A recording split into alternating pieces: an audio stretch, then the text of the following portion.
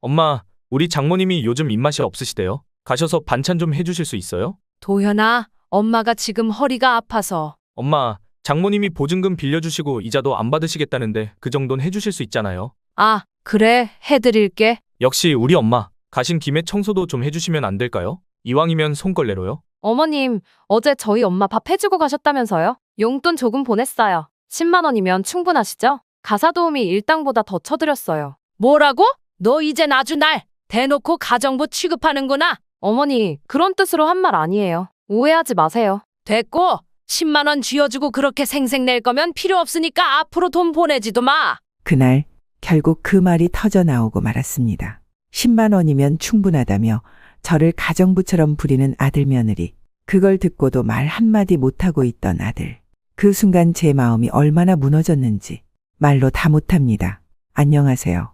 저는 올해 73 박정예입니다. 엄마라는 이름 아래 하고 싶은 말도 꾹꾹 눌러온 분들에게 이 이야기가 작은 공감과 위로가 되길 바라는 마음으로 용기 내어 사연을 보내봅니다. 누군가에게 이 이야기가 꼭 전해졌으면 좋겠다는 생각이 드신다면 구독과 좋아요 그리고 공유로 함께 해주세요. 여러분의 따뜻한 반응 하나가 누군가의 지친 마음의 깊은 위로가 됩니다. 평생 참고만 살아온 제가 뜻밖의 한 통의 전화를 받게 되면서 제 인생은 완전히 달라지게 되는데요. 진짜 반전이 찾아오게 된 그날의 이야기 끝까지 함께 해주세요. 저는 학교 급식조리사로 30년을 일했습니다. 허리 디스크가 심해져서 은퇴할 때까지 아이들 밥 챙겨주는 게 제 삶의 전부였죠.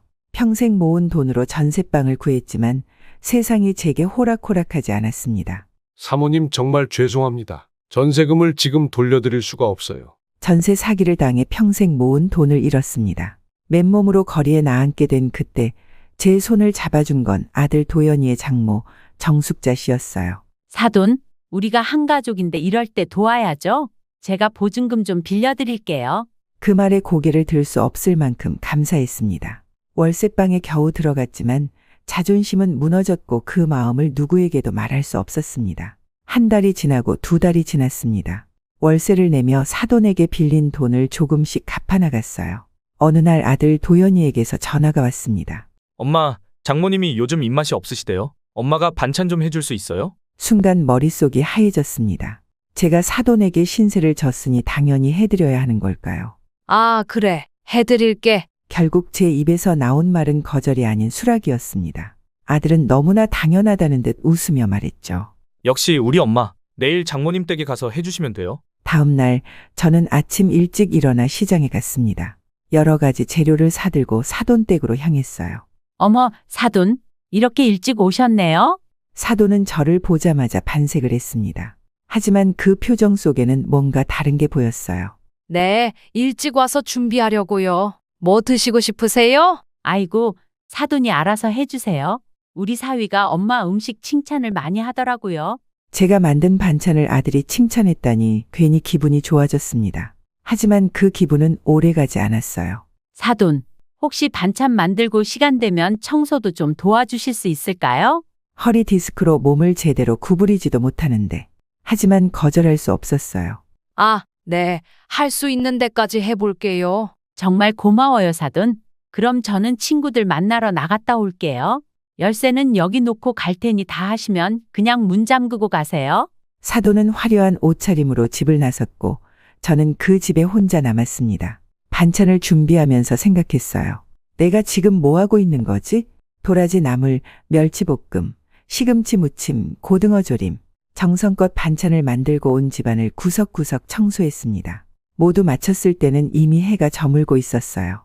지친 몸을 이끌고 집으로 돌아오는 버스 안에서 문득 내 모습이 우리 어머니와 겹쳐 보였습니다. 어머니도 이렇게 평생 남을 위해 살다 가셨죠. 다음 날 아침 며느리 지연에게서 문자가 왔습니다. 어머님, 어제 반찬 정말 맛있었어요. 감사합니다. 용돈 조금 보냈으니 약값에 쓰세요. 문자와 함께 10만 원이 입금되었습니다. 마치 제가 일을 하고 받은 품삯처럼 느껴져서 가슴이 아팠습니다. 하지만 그 돈이 필요했기에 조용히 받아들였어요. 그렇게 제 노년의 삶은 조금씩 변해갔습니다. 아들과 며느리의 부탁은 점점 더 많아졌고 저는 그때마다 거절하지 못하고 응했습니다. 그러던 어느 날 제 생일이었습니다. 아침부터 혹시나 아들에게서 연락이 올까 싶어 핸드폰을 몇 번이나 확인했지만 연락은 오지 않았습니다. 대신 도착한 건 며느리의 또 다른 부탁이었죠. 어머님, 이번 주 토요일에 저희 집에서 친정어머니 생신상을 차리려고 해요. 혹시 음식 좀 도와주실 수 있으세요? 그 순간 제 생일은 아무도 기억해 주지 않는데 사돈의 생일은 온 가족이 챙기는구나 하는 생각에 마음이 무너졌습니다. 하지만 저는 또다시 응, 도와줄게 라고 답장을 보냈습니다. 사돈 댁에 다녀온 후로 저희 일상은 완전히 달라졌습니다.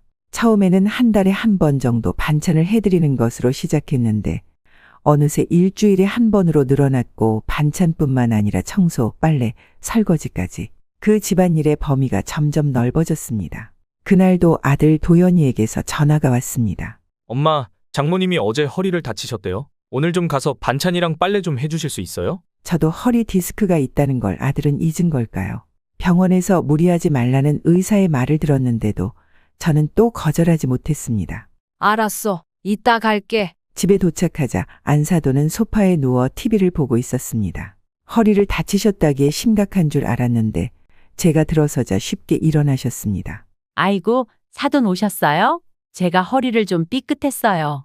그래서 지연이가 오늘 회사 조퇴하고 올 거라는데 그 전에 반찬 좀 해주시면 좋겠어요. 반찬을 거의 다 만들 무렵 도연이가 전화를 걸어왔습니다. 엄마, 장모님 집 청소기 고장 났대요. 가신 김에 청소도 좀 해주시면 안 될까요? 손걸레로요. 순간 제 머릿속이 하얘졌습니다. 반찬과 빨래도 모자라 이제 손걸레질까지 하라고요. 그것도 허리 디스크가 있는 저에게. 하지만 제 입에서 나온 건 또 알았어 라는 말뿐이었습니다. 그렇게 전화를 끊고 나니 눈물이 차올랐습니다. 하지만 사돈 보는 앞에서 울 수는 없었죠. 속으로만 삼키며 빨래를 돌리고 반찬을 마저 만들었습니다. 사돈, 혹시 청소도 해드려야 할까요? 도현이한테 전화가 왔는데. 아이고, 우리 사위가 그런 말을 했어요? 미안해요, 사돈. 바쁘시면 그냥 가보셔도 돼요. 사돈의 말투는 미안하다는 듯했지만 그 눈빛은 전혀 아니었습니다. 오히려 당연히 해줘야지라는 느낌이었죠. 손걸레로 거실부터 방까지 온 집안을 청소했습니다. 허리를 숙일 때마다 통증이 찾아왔지만 참았습니다. 그러다 문득 안방을 청소하던 중 테이블 위에 놓인 통장을 보게 되었습니다. 무심코 본 잔액은 제가 빌린 보증금의 몇 배였습니다. 이렇게 여유가 있으신데 왜 나에게 이런 일을 시키시는 걸까? 다음 날 아침 며느리 지연에게서 문자가 왔습니다. 어머님, 어제 정말 감사해요. 덕분에 제가 편하게 일할 수 있었어요. 용돈 조금 보냈어요. 확인해보세요. 또 10만 원이 입금되었습니다. 그 돈이 제 하루 일당이라고 생각하니 가슴이 더 아팠습니다. 하지만 약값과 월세를 내야 했기에 그 돈은 큰 도움이 되었습니다. 어느 날 평소처럼 사돈 댁에서 일을 하고 있을 때였습니다. 현관문이 열리더니 며느리 지연이 들어왔습니다. 어머, 어머님, 오늘도 오셨네요? 마치 안 이러셔도 되는데 라는 듯한 지연의 표정에 순간 당혹스러웠습니다. 응, 어머님이 반찬 좀 해달라고 하셔서. 아이 참, 엄마는. 어머님 몸도 안 좋으신데 자꾸 부탁드리면 어떡해? 내가 해도 되는데. 절 생각해 주는 것처럼 말하는 말투였습니다. 잠시 후 며느리는 부엌으로 와서 제게 말했습니다. 어머님, 사실 오늘 제가 회사 일찍 끝나서 엄마랑 같이 쇼핑하려고 했거든요. 반찬 괜찮으시면 여기까지만 하시고 가세요. 제가 마저 할게요. 그리고 어머님, 다음에는 미리 연락 주세요. 저희도 스케줄이 있어서요. 그 말에 저는 멈칫했습니다. 제가 스스로 오고 싶어서 온 것도 아닌데 이제는 제 잘못이 된 건가요? 집으로 돌아오는 버스 안에서 저는 처음으로 울음을 터뜨렸습니다. 다음 날 병원에 가서 허리 검진을 받았습니다. 의사 선생님은 심각한 표정으로 말씀하셨습니다. 디스크가 많이 심해졌네요. 이대로 계속 무리하시면 수술해야 할 수도 있어요. 당분간 절대 허리를 굽히는 일은 피하셔야 합니다. 그 말을 듣는 순간 저는 어떻게 해야 할지 더욱 막막해졌습니다. 그때 제 휴대폰이 울렸습니다. 도연이었습니다. 엄마, 이번 주말에 장모님 생신이에요. 케이크랑 음식 좀 준비해 주실 수 있어요? 지연이가 회사 일이 바빠서. 도현아, 엄마가 오늘 병원에 갔는데 허리가 많이 안 좋대. 이번엔 좀. 말을 채 끝내기도 전에 도연이의 목소리가 들려왔습니다. 엄마도 아시잖아요. 장모님이 우리 많이 도와주셨는데 생신인데 이런 부탁도 못 들어주면 어떡해요? 내가 며칠 전에 이야기했잖아요. 보증금 이자도 안 받으시겠다는데 제 입장 좀 생각해 주세요, 엄마. 그 말에 또다시 제 마음이 무너졌습니다. 결국 저는 또 알았어. 라고 대답했습니다. 전화를 끊고 나서야 깨달았습니다. 제가 빚진 것은 돈뿐만이 아니었습니다. 제 자존심, 제 건강, 그리고 무엇보다 제 삶의 주도권까지 모두 빚진 상태였습니다. 그날 밤 잠들기 전에 저는 문득 떠올랐습니다. 이대로는 안 돼. 뭔가 다른 일을 해야 해. 그렇게 생각하며 다음 날 일자리를 알아보기로 결심했습니다. 적어도 그곳에서는 제가 도움을 주는 대신 정당한 대가를 받을 수 있을 테니까요. 하지만 그때는 몰랐습니다. 그 결정이 제 인생을 완전히 바꿔놓을 거라는 것을. 일자리를 찾기 위해 복지센터에 갔습니다. 다행히 무거운 짐을 들거나 과도하게 허리를 쓰지 않아도 되는 일자리가 있었습니다. 식사 준비, 가벼운 청소, 말벗 되어드리기가 주된 업무였죠. 허리 디스크가 있다고 말씀드리자 담당자분께서 배려해 주셨습니다. 박정래님, 저희가 특별히 장복순 어르신을 연결해 드릴게요. 약간의 치매 증상이 있으셔도 거동은 어느 정도 가능하신 분이라 그렇게 힘들진 않을 거예요. 일주일에 2번 정도 가셔서 말동무도 해드리고 간단한 집안일, 반찬 정도 해주시면 됩니다. 그렇게 저는 장복순 어르신을 만나게 되었습니다. 그분은 생각보다 정정하셨습니다. 첫 만남에서 복순 어르신은 저를 유심히 살펴보시더니 말씀하셨습니다. 인상이 참 좋으시네. 이름이 뭐라고 하셨죠? 박정례입니다. 어르신. 정례 씨. 내 이름은 장복순이요. 앞으로 잘 부탁해요. 그날부터 일주일에 3번, 저는 복순 어르신의 집을 방문했습니다. 처음에는 그저 사무적인 관계였습니다. 하지만 어르신은 저와 대화하는 것을 무척 좋아하셨고 점차 저도 마음을 열게 되었습니다. 어느 날 복순 어르신이 물으셨습니다. 정례 씨, 어떻게 이런 일을 하게 됐어요? 전에는 어떤 일 하셨다고 했지? 잠시 망설였지만 어르신의 따뜻한 눈빛에 저도 모르게 마음이 열렸습니다. 저는 원래 학교 급식조리사였어요. 30년 넘게 했죠. 그런데 허리가 안 좋아져서 그만두게 됐어요. 그래서 이 일을 시작한 거야. 아니요. 사실은 잠시 말을 멈추었다가 다시 이어갔습니다. 제가 전세 사기를 당했거든요. 평생 모은 돈으로 전세방을 얻었는데 집주인이 돈을 떼먹고 연락 두절됐어요. 결국 갈 곳이 없어서. 어르신은 제 말을 들으시더니 안타까운 표정을 지으셨습니다. 세상에, 그런 일이 있었구나. 많이 힘드셨겠네.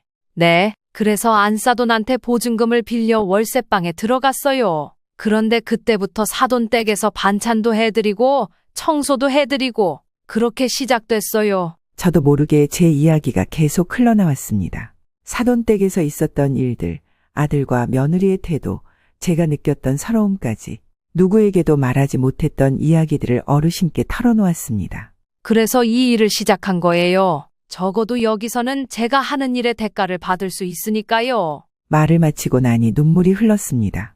복순 어르신은 말없이 제 손을 꼭 잡아주셨습니다. 정례 씨도 마음고생이 많았겠네. 그 나이에 자식한테 그런 대접을 받았다는 게 참 듣는 내가 다 속상하네. 아니에요, 어르신. 제가 약해서 그래요. 거절을 못해서. 정례 씨가 너무 착해서 그래. 근데 그 아들은 어째 그리 엄마 마음을 몰라주는지. 그날 이후로 복순 어르신과 저는 단순한 돌봄 관계를 넘어 서로의 이야기를 나누는 사이가 되었습니다. 어르신도 점차 본인의 이야기를 들려주셨죠. 나도 젊을 때 힘들었어요. 39에 어렵게 임신했는데 유산되고 그 이후로는 아이가 안 생기더라고. 그래서 남편과 단둘이 살았어. 아, 그러셨군요. 많이 외로우셨겠어요. 그랬지. 특히 남편 떠나고 나서는 더 그랬어. 혼자 지내다 보면 말이야. 그냥 누가 밥은 먹었냐 한마디만 해줘도 그게 그렇게 고맙더라고. 그 말씀에 제 마음이 아팠습니다. 어르신은 가족이 없어서 외롭고 저는 가족이 있어도 외로웠습니다. 인생이란 참 아이러니한 것 같았습니다. 어느 날 제가 사돈댁에서 있었던 또 다른 일화를 들려드렸습니다. 어르신은 듣고 나서 제 손을 꼭 잡으셨습니다. 정례 씨, 그렇게 참기만 하고 살 일은 아니야. 그동안 얼마나 마음고생했을까. 듣고 나니까 내가 다 눈물이 나더라니까.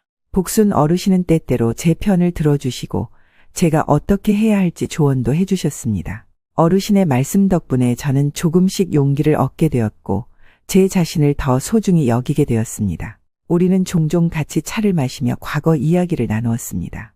어르신은 남편과의 추억, 젊은 시절 꿈꿨던 것들을 들려주셨고 저도 제 이야기를 나눴습니다. 정례 씨는 제일 행복했던 때가 언제야? 생각해보니 대답하기 어려운 질문이었습니다.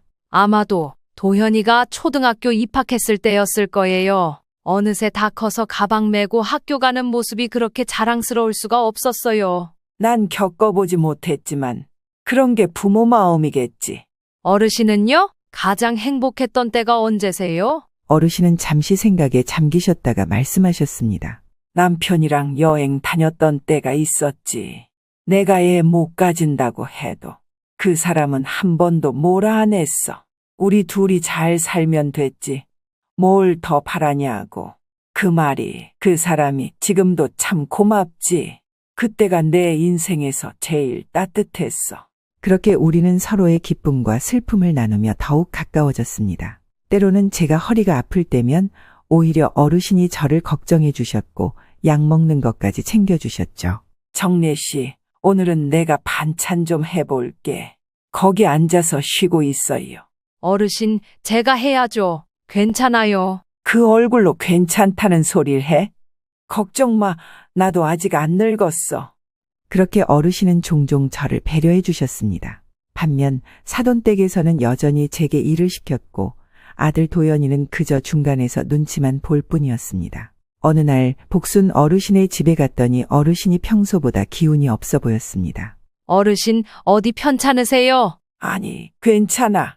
그냥 좀 피곤해서 그래. 하지만 어르신의 안색이 좋지 않아 보였습니다. 저는 걱정되어 혈압을 재봤는데 평소보다 낮았습니다. 어르신, 병원에 가보는 게 어떨까요? 아이고, 괜찮다니까. 이 나이에 병원 가봐야 약만 더 먹는 거지. 그날은 어르신의 고집을 이기지 못해 그냥 돌아왔습니다. 그리고 다음 날 센터에서 전화가 왔습니다. 박정래님, 장복순 어르신이 어젯밤에 갑자기 쓰러지셔서 병원에 입원하셨습니다. 급히 병원으로 달려갔지만 어르신은 이미 의식이 없는 상태였습니다. 의사는 뇌출혈이라고 했습니다. 그리고 예후가 좋지 않다고. 저는 어르신 곁을 지켰습니다. 다른 가족이 없으니 제가 있어야 했습니다. 병원에서 며칠을 지새우는 동안 아들에게서 또 전화가 왔습니다. 엄마, 어디 계세요? 도현아, 지금 병원이야. 내가 돌보는 어르신이 위독하셔서. 아, 그러세요? 그럼 이따 연락 주세요. 장모님이 기다리세요. 그 말을 듣는 순간 제 마음이 싸늘해졌습니다. 이런 상황에서도 아들은 그저 장모님 생각만 하고 있었습니다. 어르신의 상태는 점점 나빠졌고 결국 일주일 후 복순 어르신은 세상을 떠나셨습니다. 장례식은 작게 치러졌습니다. 친척 몇 분과 제가 전부였죠. 장례를 마치고 돌아오는 길, 제 마음은 무거웠습니다. 마치 가족을 잃은 것 같은 상실감이 밀려왔습니다. 그리고 며칠 후 법무사 사무소에서 연락이 왔습니다. 박정래 님이신가요? 저는 법무사 김동수라고 합니다. 장복순 님의 유언장 관련해서 연락드렸습니다. 처음에는 제가 왜 유언장과 관련이 있는지 이해가 되지 않았습니다. 무슨 일이신데요? 장복순 님께서 생전에 유언장을 남기셨고 박정래 님을 상속인으로 지정하셨습니다. 가능하시면 내일 저희 사무실로 방문해 주시겠어요? 그 말을 듣는 순간 머릿속이 하얘졌습니다. 저를 상속인으로요.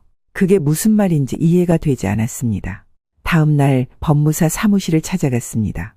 김동수 법무사는 50대 중반쯤 되어 보이는 무뚝뚝해 보이는 남자였습니다. 박정래 님, 이쪽으로 앉으세요. 그는 서류 몇 장을 꺼내더니 저에게 보여주었습니다. 이것이 장복순 님의 유언장입니다. 보시면 아시겠지만 장복순 님은 본인의 모든 재산 중 일부를 박정래 님에게 상속한다고 명시하셨습니다. 저는 의아했습니다. 저한테요? 저는 가족도 아닌데요? 그러자 법무사는 미소를 지으며 말했습니다. 네, 맞습니다. 하지만 민법 제1062조는 유언자유의 원칙을 따릅니다. 유언자는 혈연 관계가 없더라도 자신의 재산을 누구에게든 유증할 수 있습니다. 장복순 님께서는 생전에 정래 님을 가족처럼 여기셨던 것 같습니다. 유언장에는 복순 어르신의 재산 목록이 있었습니다. 그중 가장 큰 것은 예금 1억 7,500만 원이었습니다. 그 금액을 보는 순간 저는 숨이 막혔습니다. 이게 다 제 앞으로요? 네, 맞습니다. 이 금액 전부를 정래 님에게 남기셨습니다. 법무사는 계속해서 말했습니다. 장복순 님께서는 이 유언장을 작성하실 때 특별히 당부하신 말씀이 있었습니다. 정래 씨에게 이 돈으로 새 삶을 시작하라고 전해달라고 하셨습니다. 그 말을 듣는 순간 눈물이 왈칵 쏟아졌습니다. 복순 어르신의 마지막 배려였습니다. 어르신은 제 상황을 아셨고 제가 새 출발을 하길 바라셨던 것이었습니다. 그리고 이것도 있습니다. 법무사는 봉투 하나를 꺼내 저에게 건넸습니다. 열어보니 복순 어르신의 손글씨로 쓰인 편지였습니다. 정래 씨, 늘 나한텐 고마운 사람이었어요. 이 돈 너무 부담 갖지 말고 정래 씨 위에 잘 써줘요. 복순. 편지를 읽는 동안 저는 울음을 참을 수 없었습니다. 어르신의 진심 어린 마음이 느껴졌습니다. 그날 법무사 사무실을 나오면서 저는 생각했습니다. 복순 어르신의 마음을 헛되이 하지 말아야겠다고. 이제는 제 삶을 되찾을 때가 온 것 같았습니다. 그리고 어르신의 그 따뜻한 마음을 기억하며 저도 누군가에게 그런 존재가 되어야겠다고 다짐했습니다. 그것이 제가 어르신에게 보답하는 방법일 테니까요. 복순 어르신, 정말 고맙습니다. 당신은 제게 돈보다 더 값진 것을 주셨습니다. 바로 자존감과 새 삶을 살아갈 용기를요. 예금 1억 7,500만 원을 받게 된 그날 밤, 저는 잠을 이루지 못했습니다. 꿈인지 생신지 분간이 되질 않았거든요. 잠에서 깨어날 때마다 복순 어르신이 남긴 편지를 다시 읽었습니다. 며칠 동안 깊이 고민했습니다. 이 돈으로 무엇을 해야 할지, 어떻게 사용해야 복순 어르신의 마음에 보답할 수 있을지 가장 먼저 떠오른 건 내 집이었습니다. 30년 넘게 일하면서도 끝내 갖지 못했던 제 보금자리 말이에요. 법무사 김동수 씨의 도움을 받아 모든 상속 절차를 마쳤습니다. 그리고 저는 조용한 동네의 전세로 작은 원룸형 아파트를 구했습니다. 월세 사는 것보다 훨씬 안정적이고 나머지 돈은 도수치료와 생활비로 사용할 계획이었습니다. 새 집으로 이사하는 날 아무에게도 알리지 않았습니다. 사돈에게 빌린 보증금은 이자까지 계산해서 통장에 입금했고 문자 한 통만 남겼습니다. 그동안 신세 많이 졌습니다. 보증금은 이자까지 모두 입금해 두었습니다. 감사합니다. 그리고 도연이에게는 전화로 새 주소만 알려주었습니다. 조용히 새 출발을 하고 싶었거든요. 이사한 지 일주일쯤 지났을까요? 갑자기 도연이에게서 전화가 왔습니다. 엄마, 갑자기 이사하시고 그러시면 어떡해요? 새 집은 어떻게 구하셨어요? 그냥 아는 분 도움으로 전세 자리가 나서. 도연이가 다급하게 물었습니다. 전세요? 엄마가 돈이 어디 있어서요? 도현아, 내가 방문 요양 일하면서 조금씩 모은 거야. 그리고 어떤 분이 조금 도와주셨어. 그 말에 도연이는 잠시 침묵했습니다. 그리고는 갑자기 목소리가 밝아졌어요. 아, 그렇구나. 잘 됐네요. 엄마, 제가 지금 새 집 구경 가도 될까요? 지연이도 같이요. 그 말에 좀 놀랐습니다. 평소 같으면 반찬 부탁이나 하지 집에 놀러 오겠다는 말은 처음이었거든요.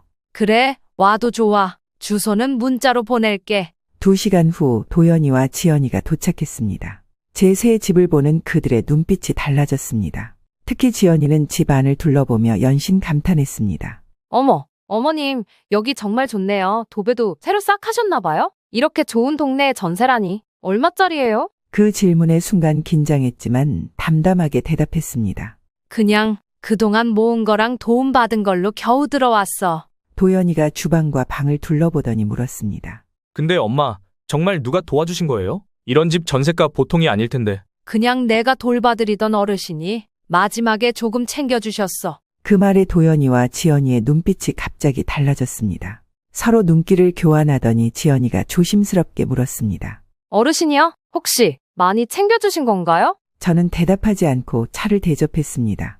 그러자 도연이가 더 직접적으로 물었습니다. 엄마, 솔직히 말해주세요. 그 어르신이 얼마나 주신 거예요? 너희가 그걸 왜 묻니? 제 반문에 도연이는 잠시 당황하는 기색을 보이더니 말을 돌렸습니다. 아니, 그냥 궁금해서요. 엄마가 갑자기 전셋집을 구했으니까. 차를 마시며 이런저런 이야기를 나누었지만 대화 내내 그들의 시선은 집안 곳곳을 훑고 있었습니다. 새 가구, 새 가전제품. 제가 살기에는 아주 소박한 것들이었지만 그들 눈에는 큰 변화로 보였나 봅니다. 그들이 돌아가려 할 때 도연이가 갑자기 제안했습니다. 엄마, 저희가 생각해봤는데 엄마가 받은 돈으로 우리 장사 한번 해보면 어때요? 요즘 카페가 잘 된다던데 엄마 음식 솜씨로 브런치 카페 같은 거 하면 잘 될 것 같아요. 지연이도 맞장구 쳤습니다. 맞아요, 어머님. 저도 회사 그만두고 같이 할 수 있고 어머님도 허리 아프신데 앉아서 요리하는 거 조금만 알려주시면 돼요. 그 말을 듣는 순간 저는 깨달았습니다. 아들과 며느리는 제 상황이 나아진 것을 보고 이용할 방법을 찾고 있었던 거죠. 그건 천천히 생각해보자. 그로부터 일주일 후 도연이와 지연이가 다시 찾아왔습니다. 이번에는 훨씬 더 구체적인 제안을 가지고 말이죠. 엄마, 저희가 알아봤는데 근처에 괜찮은 자리가 나왔어요. 보증금이 좀 있어야 하는데. 며느리가 말을 이었습니다. 어머님, 솔직히 말씀드릴게요. 어르신한테 받으신 돈, 어차피 원래 없던 돈이나 마찬가지인데, 그걸로 가게를 차리는 게 어떨까요? 저희가 사업해서 잘 되면 어머니 모시고 살 수도 있고요. 원래 없던 돈이라고? 아니, 그러니까 저희가 잘 활용해서. 그 말을 듣는 순간 화가 치밀었습니다. 그들 눈에는 제가 그저 돈줄로만 보이는 건가요? 그동안 사돈댁에서 했던 일들, 제 허리 아픔을 참으며 했던 모든 것들이 그저 당연한 것으로만 여겨졌던 건가요? 지연아, 도현아, 내가 그 돈을 어디에 쓰든 그건 내 자유야. 그 어르신은 나에게 주신 거고, 그건 내 돈이야. 너희가 상관할 바 아니라고. 도연이의 표정이 굳어졌습니다. 엄마, 그래도 저희는 가족이잖아요. 가족? 그동안 너희가 나한테 어떻게 했는지 생각해보고 하는 소리니? 내가 허리 아플 때 누가 나 걱정해줬어? 그 말에 도연이가 목소리를 높였습니다. 엄마, 저희도 바빴잖아요. 그래, 바빴지. 근데 그동안 나는 네 장모님 집에서 식모 노릇했어? 내가 아픈 줄 알면서도 계속 시키기만 했잖아. 지연이가 끼어들었습니다. 어머님, 그냥 해달라고 한 거 아니잖아요. 그때마다 용돈 하시라고 10만 원씩 드린 거 기억 안 나세요? 그 말에 저는 헛웃음이 나왔습니다. 됐고, 긴 말 할 거 없다. 더 이상 말 섞기 싫으니까 너희 둘 당장 나가. 도연이가 갑자기 분위기를 바꾸며 말했습니다. 엄마, 우리가 좀 심했나 보네요. 그래도 한 번만 생각해 보세요. 정말 좋은 기회인데. 도현아, 듣기 싫으니까 이제 그만 가줄래? 그들이 떠난 후 저는 깊은 생각에 잠겼습니다. 돈이 생기자마자 태도가 달라진 아들과 며느리. 그동안 제가 얼마나 바보같이 살았는지 비로소 깨달았습니다. 그날 밤 저는 결심했습니다. 자신을 지키는 방법을 찾아야겠다고요. 다음 날 아침 저는 법무사님께 전화를 걸었습니다. 법무사님, 혹시 시간 되시면 한 가지 상담 받고 싶은데요. 네, 사모님. 편하게 말씀하세요. 저 유언장을 미리 작성하고 싶어서요. 그날 오후 저는 사무실을 찾았습니다. 법무사는 제 사정을 들으시더니 조용히 고개를 끄덕였습니다. 이해합니다. 복순 어르신께서도 생전에 비슷한 고민을 하셨어요. 유언장 작성은 간단합니다만 혹시 다른 준비도 생각해 보셨나요? 다른 준비라뇨? 증거를 남기는 것도 중요합니다. 혹시라도 유언장 효력에 이의를 제기할 수 있으니까요. 법무사의 조언에 따라 저는 휴대폰 녹음 기능을 몰래 켜는 법을 배웠습니다. 그리고 앞으로 아들과 며느리와의 대화를 기록하기로 했습니다. 자꾸만 제 돈을 노리는 그들의 말이 증거로 남아야 한다고 생각했거든요.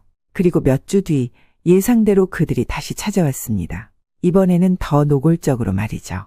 엄마, 우리가 사업 계획서도 준비했어요. 보증금 8,500만 있으면 시작할 수 있어요. 엄마 이름으로 사업자 등록하고 우리가 다 할게요. 저는 휴대폰 녹음 버튼을 미리 누른 상태였습니다. 왜 꼭 내 이름으로 해야 하니? 지연이가 속삭이듯 말했습니다. 아무래도 세금 문제가 있으니까요. 어머님은 소득이 없으시잖아요. 저희가 하면 세금이 많이 나와요. 도연이가 덧붙였습니다. 그리고 엄마, 솔직히 그 돈 어차피 어르신한테 그냥 받은 거잖아요. 원래 없던 돈인데 같이 써야지. 왜 혼자만 쓰려고 해요? 그 말에 가슴이 아팠습니다. 제가 그 복순 어르신과 얼마나 깊은 정을 나누었는지, 그분이 왜 저에게 그런 선물을 주셨는지 그들은 전혀 이해하지 못하고 있었습니다. 도현아, 내가 그렇게 생각한다니 엄마는 마음이 아프구나. 그 어르신은 나에게 단순히 돈만 준 게 아니야. 내 자존심, 내 가치를 돌려주신 거야. 아이고, 엄마 갑자기 왜 그렇게 심각해져요? 저희는 그냥 같이 잘 살아보자는 거예요. 같이 잘 산다고?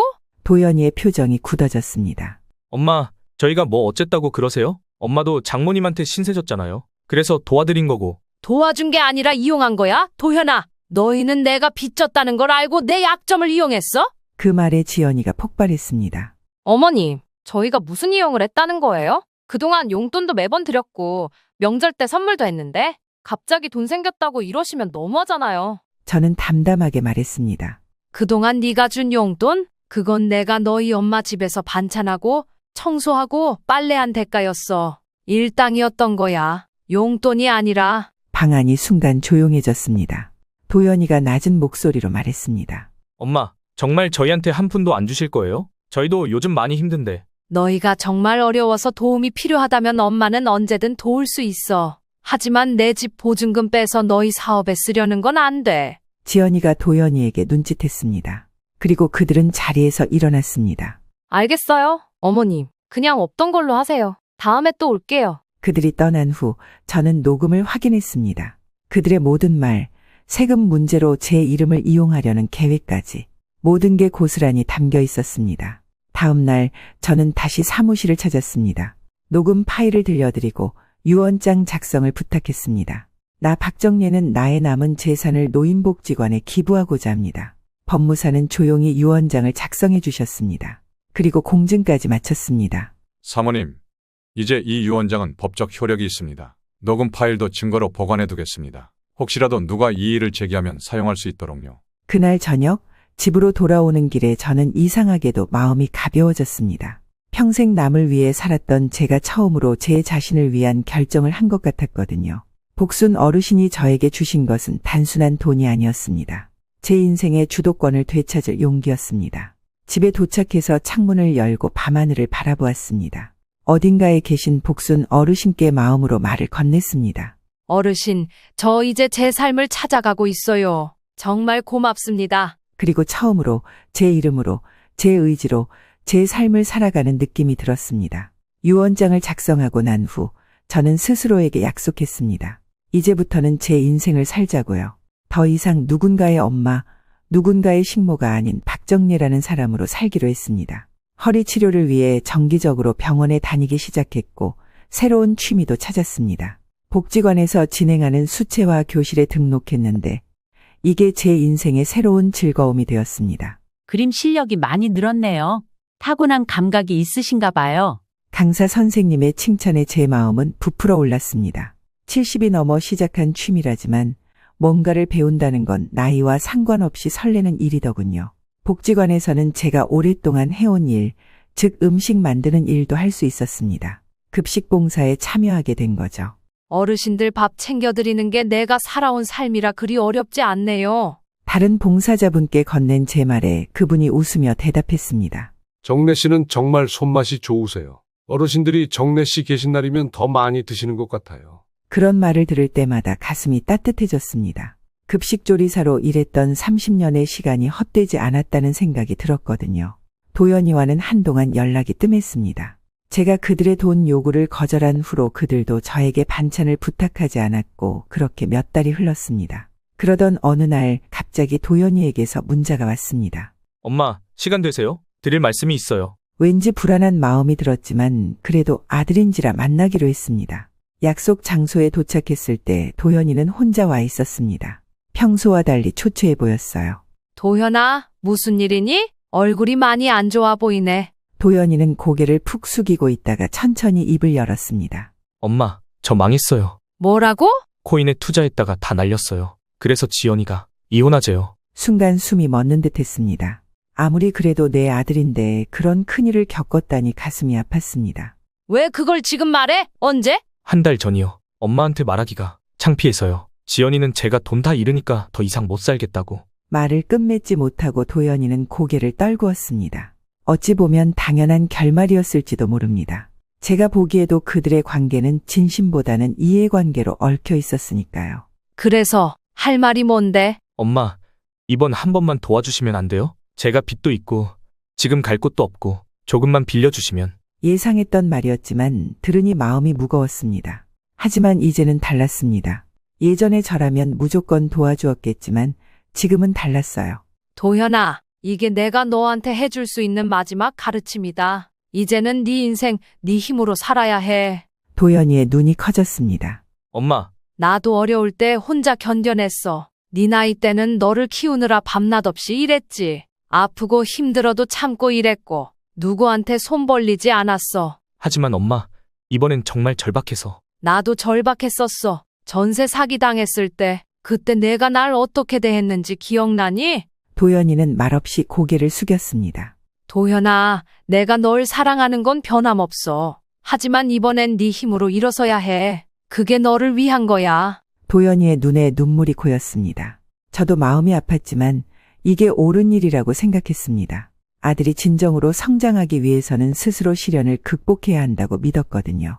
그날 이후 도연이는 한동안 연락이 없었습니다. 걱정도 되었지만 그 아이가 자기 길을 찾아가길 바라는 마음으로 기다렸습니다. 그리고 한 달쯤 지났을까요? 어느 일요일 오후 초인종이 울렸습니다. 문을 열자 도연이가 서 있었습니다. 예전과는 달리 수수한 차림이었지만 얼굴은 오히려 맑아 보였습니다. 엄마, 잠깐 얘기 좀 할 수 있을까요? 거실에 앉아 차를 마시며 도연이는 지난 한 달간의 이야기를 들려주었습니다. 엄마가 거절하고 나서 처음엔 정말 원망스러웠어요. 하지만 어쩔 수 없이 알바를 시작했죠. 택배 알바요. 그러면서 생각을 많이 했어요. 도연이의 목소리가 떨렸습니다. 엄마, 그동안 엄마가 어떤 마음이셨는지 이제 조금은 알 것 같아요. 그동안 엄마가 장모님 댁에서 일하실 때 제가 얼마나 못된 아들이었는지. 예상치 못한 말에 제 마음이 뭉클해졌습니다. 도연이가 그동안의 자신을 돌아보고 깨달았다는 것, 그것만으로도 제게는 큰 위로가 되었습니다. 그래, 너도 중간에서 눈치 보느라 힘들었겠지. 그래도 넌 내 하나뿐인 아들이잖아. 그쪽 편에 서서 나를 부려먹는 것 같아서 그동안 참 많이 서운했어. 엄마가 네 입장 다 아는데 그럴수록 말 한마디라도 해줬으면 좋았을 텐데. 엄마 마음이 얼마나 무너졌는지 넌 모를 거야. 도연이는 고개를 들지 못한 채 눈물을 훔쳤습니다. 엄마, 정말 죄송해요. 제가 그동안 못한 거 다 갚을게요. 시간이 좀 걸리겠지만. 도현아, 엄마한테 돈 갚는 게 중요한 게 아니야. 네가 깨달은 거, 그게 중요한 거야. 잠시 침묵이 흘렀습니다. 그리고 도연이가 조심스럽게 물었습니다. 엄마, 제가 지금 작은 원룸 얻어서 살고 있는데 가끔 찾아와도 될까요? 그 말에 저는 미소를 지었습니다. 그럼 언제든지 와. 맛있는 것도 해줄게. 도연이의 얼굴에 안도의 웃음이 번졌습니다. 그리고 엄마, 저 이제부터 다시 시작해 보려고 해요. 예전에 배웠던 목공일이요. 아직 작은 일부터 시작하지만 언젠가는 제 가게도 열 수 있겠죠? 그래, 천천히 해. 서두를 것 없어. 그날 저녁 오랜만에 아들과 함께 식사를 했습니다. 예전과는 다른 분위기였습니다. 더 편안하고 더 진실된 느낌이었죠. 도연이가 돌아갈 시간, 현관에서 갑자기 저를 꼭 안았습니다. 엄마, 정말 고마워요. 엄마 덕분에 제가 다시 설 수 있게 된 것 같아요. 그 말을 듣는 순간 제 눈에서도 눈물이 흘렀습니다. 아들을 키우며 바랐던 것은 결국 이런 순간이 아니었을까요? 진심으로 서로를 이해하는 순간 말이에요. 이제 저는 70대 중반의 나이에 새로운 삶을 살고 있습니다. 여전히 복지관에서 봉사도 하고 수채화도 배우고 가끔은 도연이와 함께 시간을 보내기도 합니다. 복순 어르신이 제게 남겨주신 선물은 단순한 돈이 아니었습니다. 제 자신을 되찾게 해준 소중한 기회였죠. 그리고 그 기회를 통해 저는 비로소 박정예라는 이름으로 당당하게 살아가게 되었습니다. 사랑하는 시청자 여러분, 오늘의 이야기가 여러분께 작은 위로가 바랍니다. 나이가 들어도 언제든 새로운 시작은 가능합니다. 누군가의 무엇이 아닌 온전한 나로 살아갈 권리는 우리 모두에게 있으니까요. 오늘 제 이야기가 마음에 와 닿으셨다면 구독과 좋아요 눌러주세요. 댓글로 보내주시는 여러분의 작은 응원이 저에게는 큰 힘이 됩니다. 다음 시간에는 또 다른 인생 이야기로 찾아뵙겠습니다. 감사합니다.